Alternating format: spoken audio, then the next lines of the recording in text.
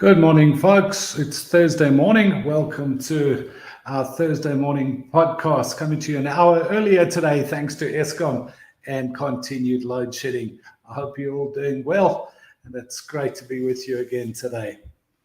The MyRehab Cafe private and unsearchable or secret Facebook group is the aftercare branch of the MyRehab group of dual diagnosis addiction centers, or ARC as it was formerly known as. The MyRehab centers are private inpatient drug and alcohol rehab centers that offer high-quality healthcare with high-quality outcomes. The MyRehab Cafe Facebook group has exclusive access to loads of content. If you aren't a member of the MyRehab Cafe, you're likely watching this on a public channel, which means you'll have between 10 and 20 minutes of access to this live broadcast before we switch over exclusively to the private and unsearchable MyRehab Cafe Facebook group. Remember to sign up and join the MyRehab Cafe, because this is where the interesting parts of the live videos really start to happen. If you want to find out how to join the MyRehab Cafe, please check out the MyRehab Cafe website. The address is www.myrehab.com. www.myrehab.com. If you want to participate in this workshop, please join in via video or audio via the link in the comments section, or leave a comment, and Christy should be able to bring it on screen so we can see what we can do to go about answering your questions. If you are a MyRehab Cafe member and you want a higher degree of anonymity or confidentiality, wait for us to end the broadcast on the public channels before hopping on or posting, and I'll make an announcement when we switch in over. So it's good to be with you again today, folks. I hope that it's been a good week for you. But we're going to begin today with as usual, with a couple of quotes. And today our quotes again focus on recovery and the power that we have. So the first one from Kevin McCormick: recovery is all about using our power to change our beliefs that are based on faulty data. Recovery is all about using our power to change our beliefs that are based on faulty data. And I think this is really important, because we know that for ourselves, part of the reason that got us into using was our thoughts, our beliefs, the things that we held true about ourselves were often based on misconceptions, misunderstandings about who we are and where we were, based on a belief that we in ourselves were incapable. But when we start to be able to challenge those things, start to be able to challenge these ideas, we start to find our true selves again.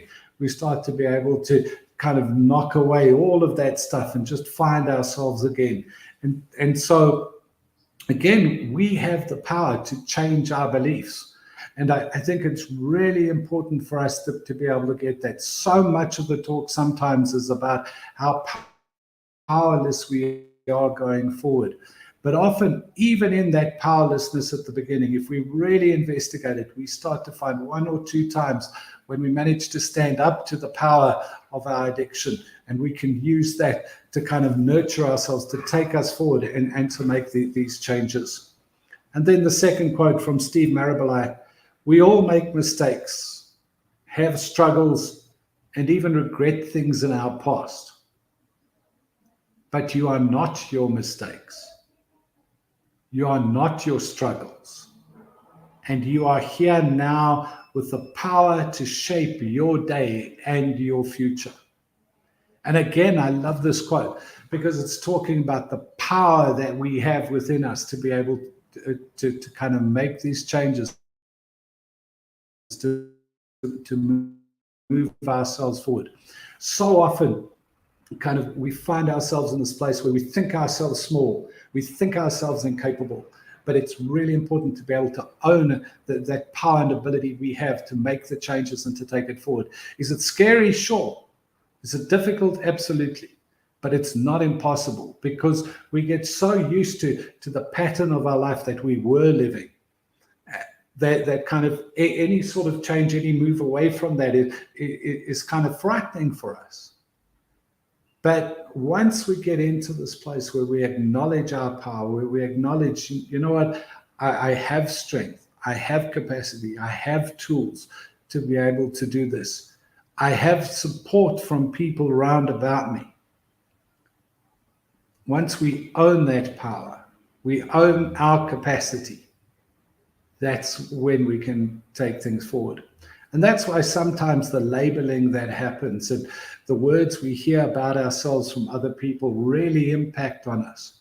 Because if we continually hear that kind of we're not capable, if people kind of continually refer to us as alkies, junkies, whatever, and kind of we get put into this little box, it becomes difficult for us to break out of it, to see that there is so much more that we can do. We have got to give to the world, and the way in which we can take it forward. So for today, remember that we have the power to shape our day, to shape our future, and to make really positive choices for ourselves going forward. So today, we're going to be continuing the discussion that we had last week, where we were looking at the whole idea of cravings, what cravings are, where they come from, and how we can deal with them, how we can challenge them in our lives in order to take things forward. And the lists that you're going to find coming up on your screen today is taken from a book called Sex, Drugs, Gambling, and Chocolate, a workbook for overcoming addictions, written by Dr. Tom Horvath. And what I want to encourage you while we go through these is remember that not all strategies are going to work for everybody.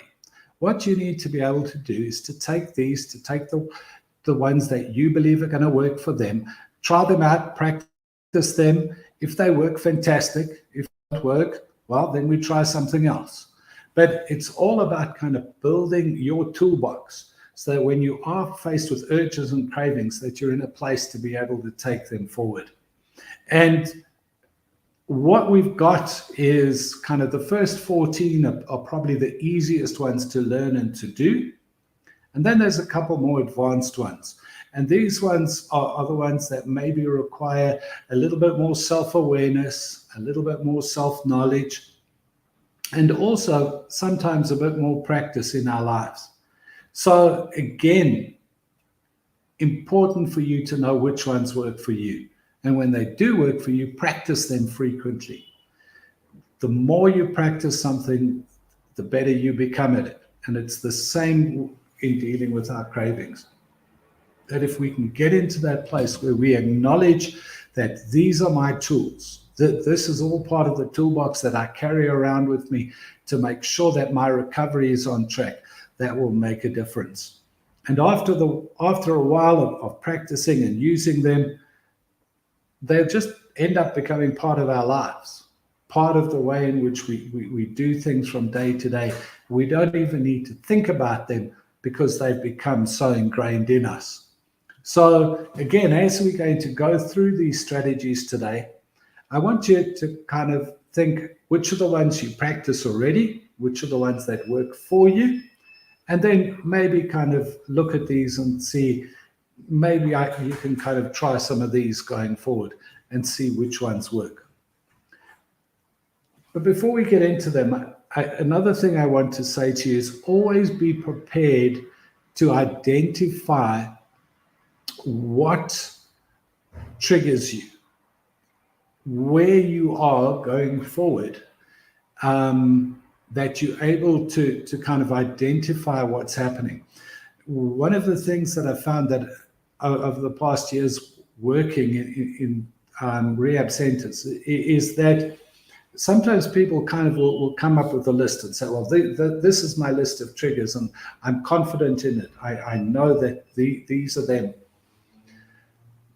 But when you're kind of leaving a place like the MyRehab centers here in Rhinefield and go back home, often kind of things that you didn't think about while you were going through the 21, 24, 28-day program, that stuff will kind of come back to you.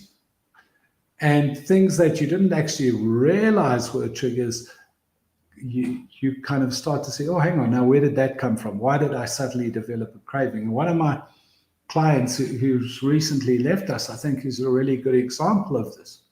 So kind of left here, went home, and on the Sunday did as he normally does, kind of goes and was watering the garden, getting everything done and organized, sorted. And so he kind of set the hose pipe down, set the sprinkler up in the part of the garden, and then suddenly had a craving and kind of got to wonder, where is this coming from? What is this craving about? Why suddenly now, while I'm watering the garden, am I having a craving? He hadn't spotted it while he was in here. It wasn't something that kind of had come to mind. But now that he was kind of out doing it, suddenly this craving happened. And as he reflected on it, he kind of realized that previously what he would do is he would put the sprinkler on in that particular place. He'd go pour himself a drink, and he knew that by the time he was finished that drink, that it was time then to move the hose pipe to another place so that the sprinkler could work in another part of the garden. And it was kind of eye-opening for him to be in that place, to be able to recognize that something that he hadn't seen as an issue for him before, because it kind of had just been his normal pattern of behavior, was suddenly an issue that he had to start taking note of and say, whoa, I've got to start practicing something different. So always be aware of where you are, of what's happening and how things are going forward for you. So we're going to cross over to continuing with our discussion with these basic strategies in just a moment. But we're going to move now into the private Facebook group. To those of you who are not joining us, who are not going to be coming along, I hope that you will join up on the MyRehab website soon, and that next time you'll be able to come with us. Take care.